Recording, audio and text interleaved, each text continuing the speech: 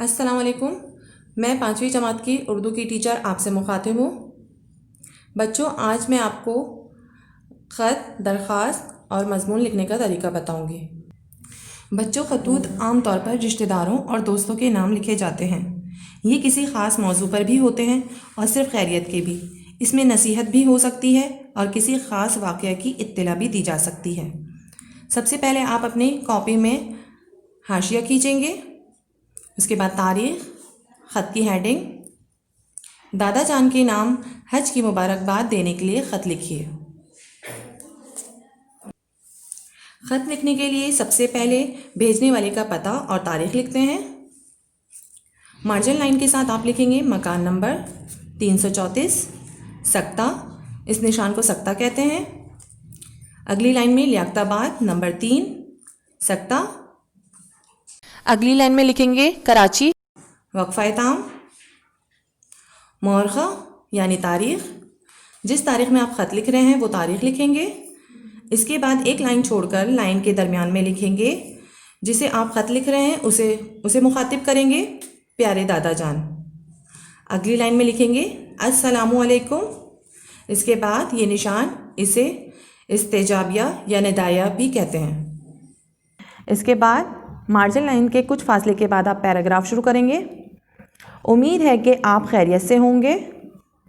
कल वालिदा साहिबा से मालूम हुआ कि आप हज का मुक़द्दस फ़रीज़ा अदा करने के बाद वतन वापस आ चुके हैं।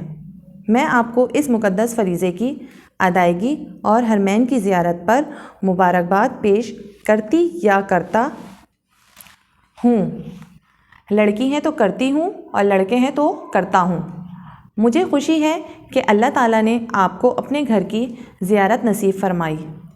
अल्लाह ताला आपकी इबादत और दुआओं को कबूल फरमाए और हमें भी हज की सादत नसीब फरमाए, आमीन।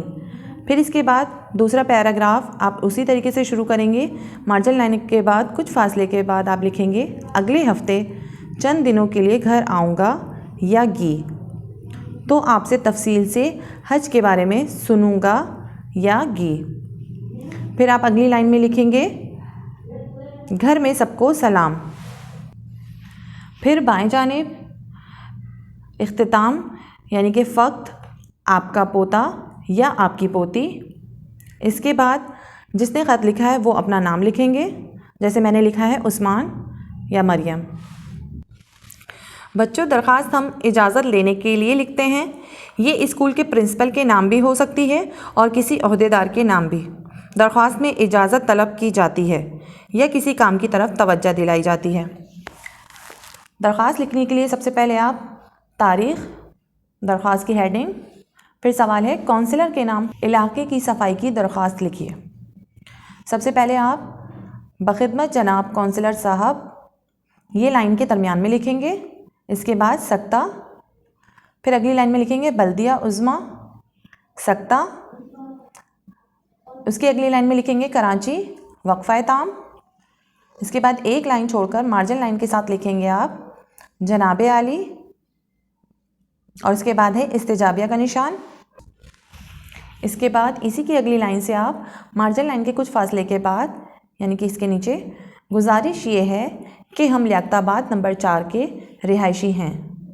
हमारे इलाके में सफाई का निज़ाम बहुत नाक़िस है, जिसकी वजह से हमारे मोहल्ले में जगह जगह कूड़ा करकट के ढेर लगे हुए हैं और इसकी वजह से लोगों को चलने में दुश्वारी का सामना है।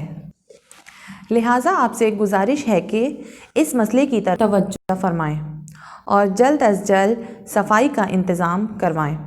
इसके बाद आप बाएं जानिब लिखेंगे मनजानिब अहलियाने मोहल्ला, अगली लाइन में। इसके बाद एक लाइन छोड़कर दाएं जानिब लिखेंगे मौरख़ा यानी तारीख़, जिस तारीख़ में आप दरख्वास्त लिख रहे हैं वो तारीख़ लिखेंगे। बच्चों, मज़मून जुमलों का मजमूआ होता है। ये हम किसी भी मौजू पर लिख सकते हैं। मज़मून संजीदा और मज़ाहिया दोनों तरह के होते हैं। मज़मून से हमारी मालूमात में इजाफ़ा होता है। मौजू के मुताबिक मज़मून छोटे या बड़े भी होते हैं। मज़मून लिखने के लिए सबसे पहले आप तारीख़, मज़मून की हेडिंग और लिखेंगे मेरा घर। मेरा घर लियाकताबाद नंबर 4 में वाक़े है। मेरे घर में 4 कमरे हैं। हर कमरे में एक दरवाज़ा और 2 खिड़कियां हैं। हम अपने घर को बहुत साफ़ सुथरा रखते हैं। हमने अपने घर को बहुत सजाया है।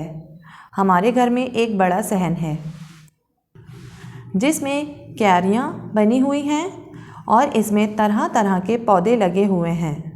हम अपने घर का कूड़ा कूड़ेदान में डालते हैं।